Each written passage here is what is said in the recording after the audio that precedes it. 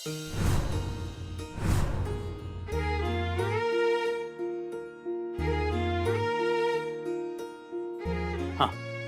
दे घ्या गुरुजी पाया. अखंड सौभाग्यवती भव, अयश्यमान भव, दीर्घमायुरस्तु मनोकामनंच वृद्धिः. हे घ्या.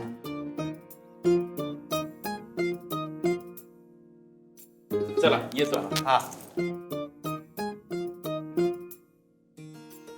हा सुखाना संसार करा.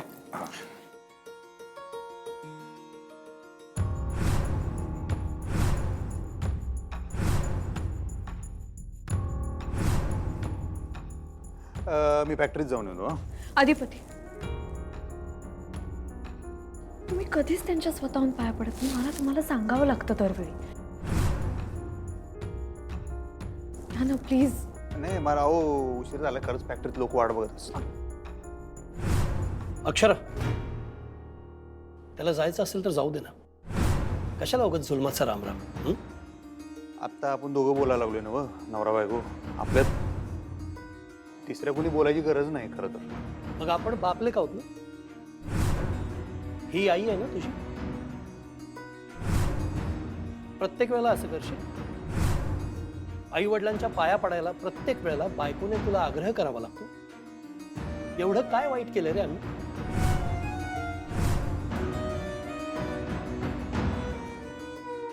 अहो राहू द्या हो, त्याला नसेल पाया पडायचं, नको पडू दे. आपण असेच आशीर्वाद देऊया. चारू, त्यानं माझ्या पाया पडावं, माझे आशीर्वाद घ्यावेत असं म्हणणं नाहीच आहे माझं. माझी अपेक्षाही नाहीये तशी. पण दरवेळेला मुद्दाम जे करतो ना त्याचा त्रास होतो मला. कुणाचा मान ठेवायचा कुणाचा नाही ठेवायचा आम्हाला बरोबर कळतंय. आई साहेबांच्या पाया पडल्याशिवाय कवा सुद्धा घर सोडलेलं नाही आम्ही आजता काय. हे आईसाहेब ऐकून कान किटले माझे. बास झाला आता. तुझी आई ही आहे, इथं उभी आहे. अहो त्या तुमच्या पत्नी असतील, त्यांनी आम्हाला जलंबी दिला असेल, सगळं बरोबर आहे, मान्य आम्हासनी. त्याच्या आधी पण 10 वेळा सांगितलं, आता मी सांगतो. थोडी लाज वाटायला पाहिजे आपल्या आई वडिलांची. हो काय बोलायला लाज वाटायला पाहिजे काय. लाज वाटायला काय पाहिजे. अहो काय वाटायला पाहिजे म्हणजे. अहो 10 वेळा विषय काय करतात मग असं ते? काय करतो तू? 10 वेळा तू वागतोस तसा. चाललो होतो का. प्लीज थांबा. बस कसं बोलतात मग ते. बस झालं. बाबा, तुम्ही पुन्हा तेच करताय. अहो तुम्ही तरी शांत व्हा ना. घट बसलेत आणि तुम्ही दोघं जण भांडता एकमेकांशी. आणि अधिपती, जाऊ दे ना बाबा, आता नको वाढवूस हा विषय. चारू, मला सांग, दर वेळेला आपण का समजून घ्यायचं. प्रत्येक वेळेला आपण सहन करायचं. याला स्वतःच्या चुका कळणार नाहीत कधी. हो मला जेव्हा जेव्हा माझी चूक वाटल्या तेव्हा तेव्हा मी ती मान्य केल्या, माफी बी मागितल्या. तुमचं बघा, तुम्हाला कवा आपली चूक आहे असं वाटतच नाही. मान्य करायच्या गोष्टी तुम्ही मला सांगू नका. अधिपती, असं नका करू प्लीज. आज सण आहे आणि मला जोडीनं आई बाबांच्या पाया पडायचंय. माझ्यासाठी तरी प्लीज.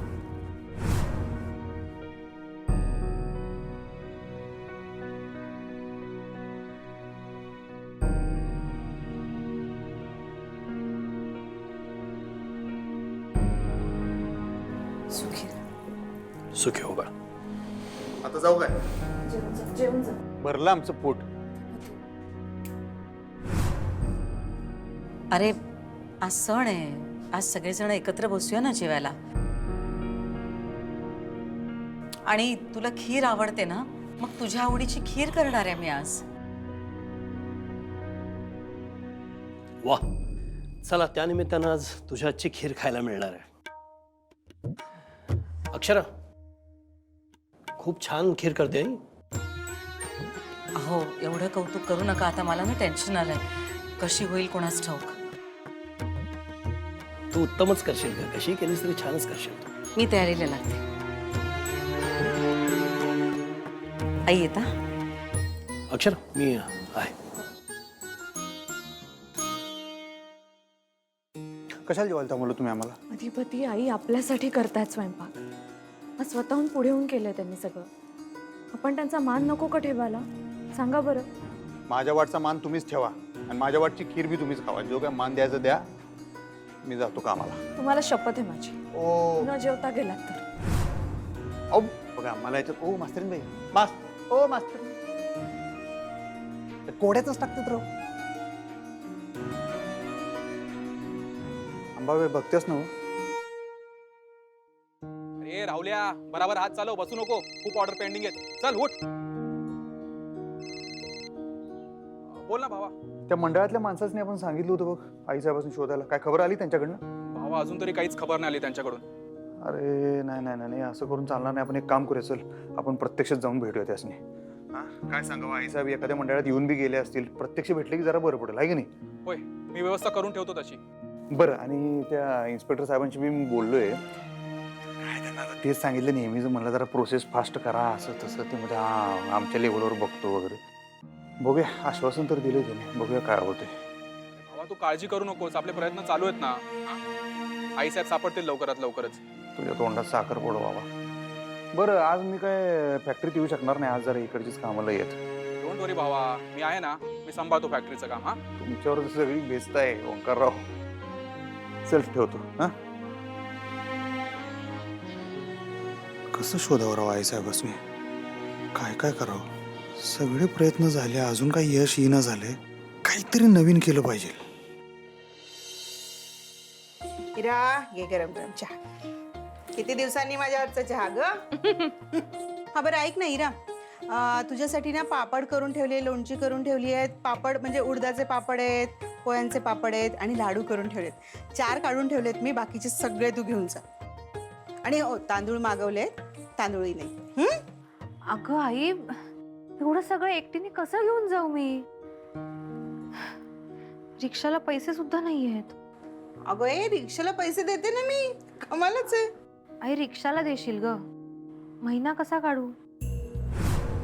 हिरा, निखिलला नोकरी लागली आहे ना?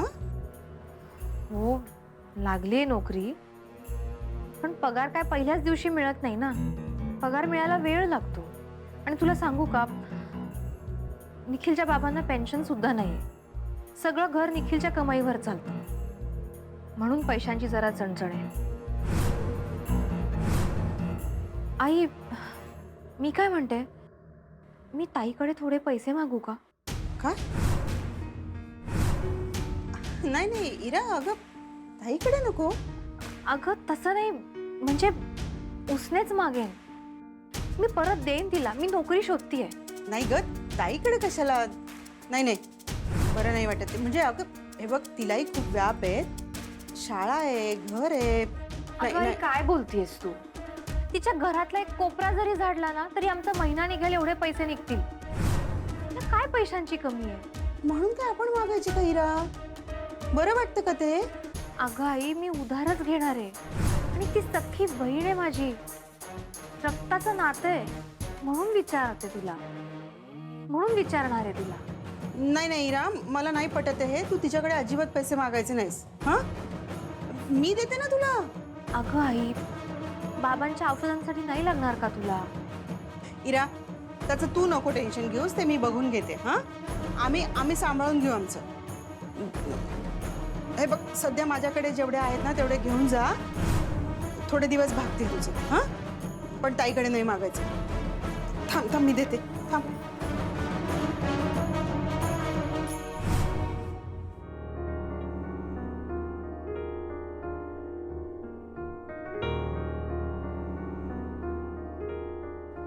हा गोसावी, 2-3 मुद्दे पाठवले, तेवढे बघून घ्या. आजच्या मीटिंग मध्ये ऍड करायचे आहेत, तेवढे कळवा. खीर घे. अहो नाही, नको, मला भूक नाही. अरे नको काय, जेवतानाही काही घेतली नाहीस. प्रसादाची खीर आहे. नाही नको नको, मला म्हणलं ना आता नको. अरे हे बघ, चमचाभर खाऊन तर बघ. हो नको म्हणलं ना, खरंच नको आहे. अरे टेस्ट तर करून बघ. अहो का असं करायला पण तुम्ही? मला खरंच नको आहे म्हणलं ना मी तुम्हाला. तुला खीर खूप आवडते ना, म्हणून आग्रह करते. आवडत्या बरोबर आहे, पण माझं पोट भरलं, मी जेवलोय फुल, खरंच नको आहे मला. अधिपती हो खरंच छान झाली की खरंच चाखून तर बघा ना. पोट आहे काय डबा आहे का जे उगाच आपलं भरून ठेवायला? भरलंय पोट.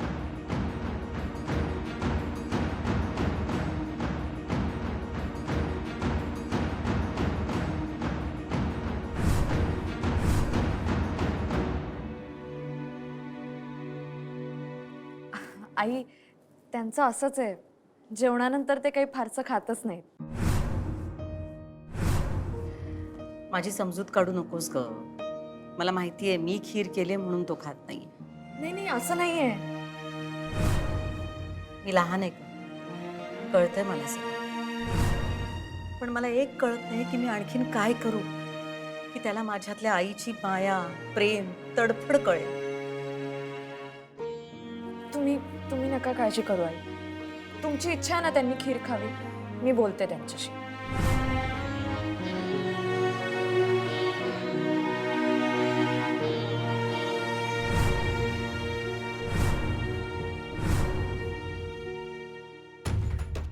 मी खीर खाल्ली तर बुडबुड घागरी, ही गोष्ट चालली आहे इथं.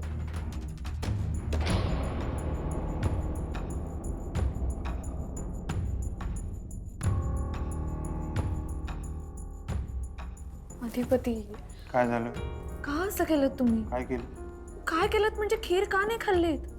मला नव्हती खायची, माझी मर्जी. मर्जी नाही, आईंनी केली होती म्हणून नाही खाल्ली तुम्ही. हो नाही हो, माझी इच्छा नव्हती म्हणून मी खाल्ली नाही. तुम्हाला काय समजायचं ते समजा. तुम्ही त्यांची वकिली करायला जर इथं आला असाल ना, खरंच जा तुम्ही. अधिपती तुम्ही का असं करता हो? काय बालिशपणा आहे आम्हाला कळतच नाहीये. का अपमान करता तुम्ही आईंचा सारखा?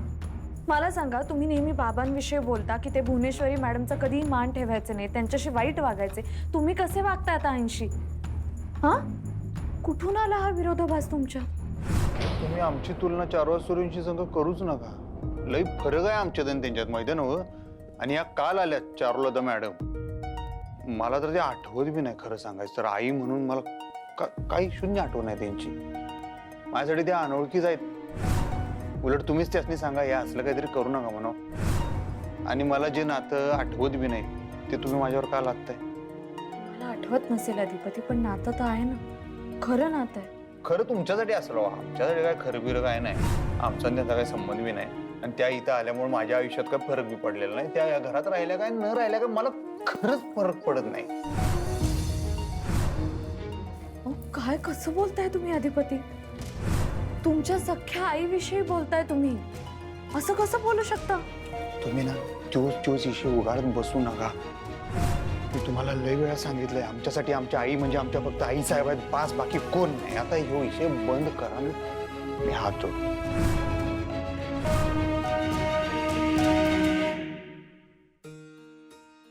चारू, काय अप्रतिम खीर केली होतीस, अप्रतिम. तुम्हाला आवडली ना, समाधान वाटतं मला. आवडली म्हणजे नुसती आवडली नाही, मी आणखी 3-4 वाट्या खाऊ शकतो एवढी आवडली आहे मला. मग आणखी आणून देऊ का?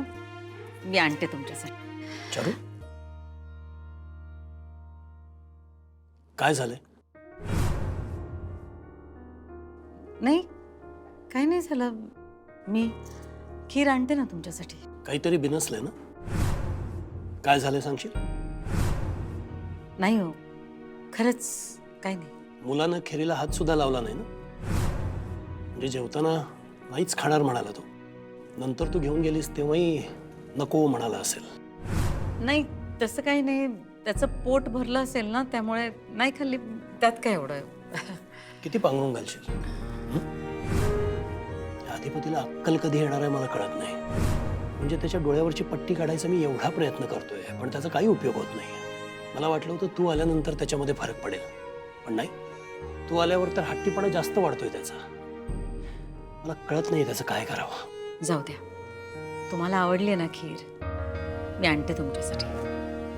चारू, ऐक ना, मी रूम मध्ये जातो, मला तिकडेच खीर पाठवशील? हो. म्हणजे काय, मी खाईन आणि तिकडेच जरा विश्रांती घेईन. पाठवते.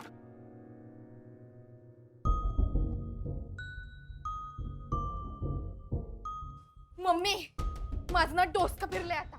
या घरात आपल्याला काही किंमतच नाही राहिली. आपल्यापेक्षा त्या बाहेरच्या माणसांना, त्या घरकड्यांना जास्त किंमत आहे. ही अगं तोंड वाजवू नगस तू. माझं आधीच डोसकं फिरलंय. माझं बी डोसकं फिरलंय. भूक लागली की मला सहन होते माहिती नव्हतं तुला. अगं पण घे की खाऊन घे की जा.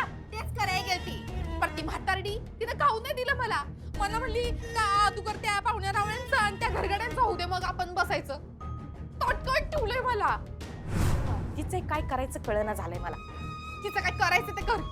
पण आधी माझं काय करतीस ते सांग. समधीकडे सुगंध पसरलाय खिरीचा, पण मला खाऊच दिली नाही. तिकडं तो अधिपती नको नको म्हणतोय, तरी मी ती चारूबाई खार बळा करत बसले. तिकडे ताटकट ठेवलंय मला. मम्मी मला भूक लागले. आपल्याकडे कोणी ढुंकून बी बघा ना.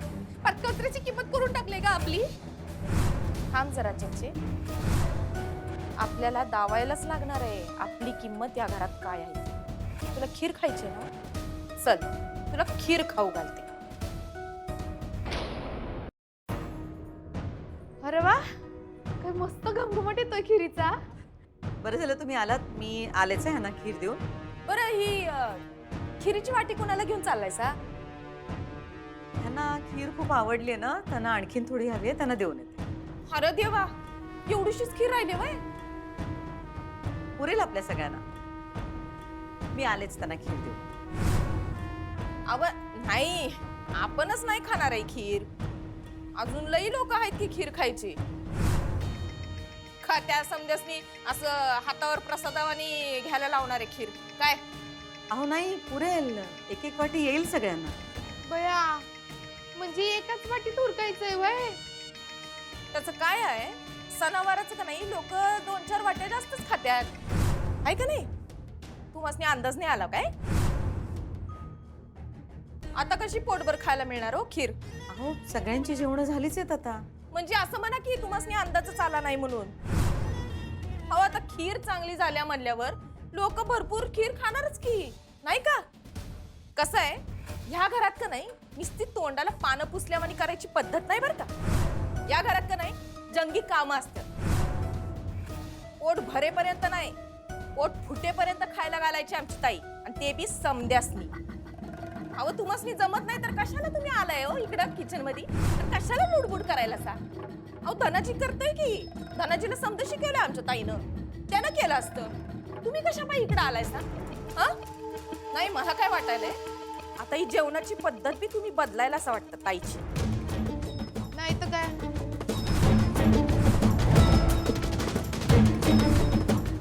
अधिपती, हा विषय थांबवणे तुमच्या हातात आहे, माझ्या हातात नाहीये. खरं तर ते तुमच्या बी हातात नाही, माझ्या बी हातात नाही. ते आहे चारुलता मॅडमच्या हातात. कारण त्या रोज उठून असलं काहीतरी माझ्यासाठी करत राहणार, मी त्यांना नकार देत राहणार, मग तुम्ही येऊन माझी समजूत घालणार, आपल्यात भांडणं होणार. हे चक्र मी तुम्हाला मागं पण सांगितलं, हे चक्र थांबलं पाहिजे हो. आणि ते चक्र थांबवणं खरं तर त्यांच्याच हातात आहे म्हणा, तुमच्या बी हातात नाही.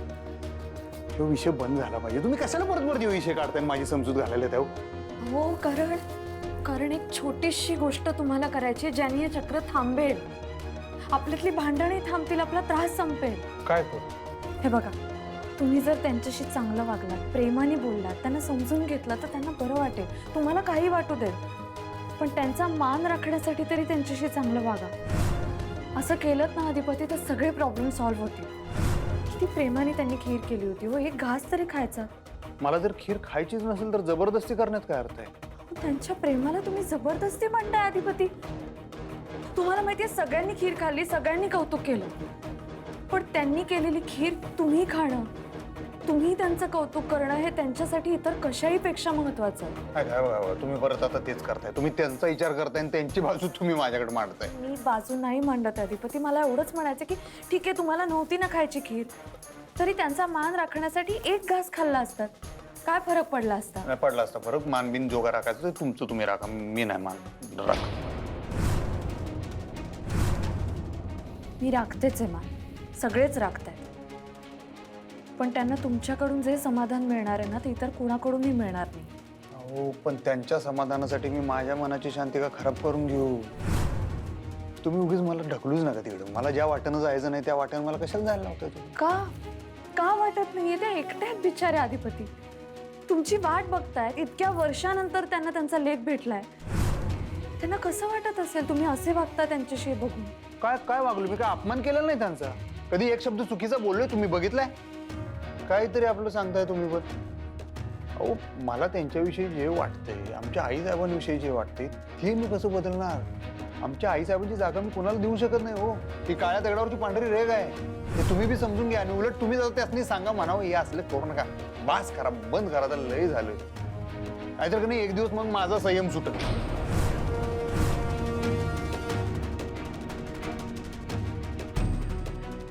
असं चिडून आणि रागावून घराबाहेर नाही पडायचं कधीच.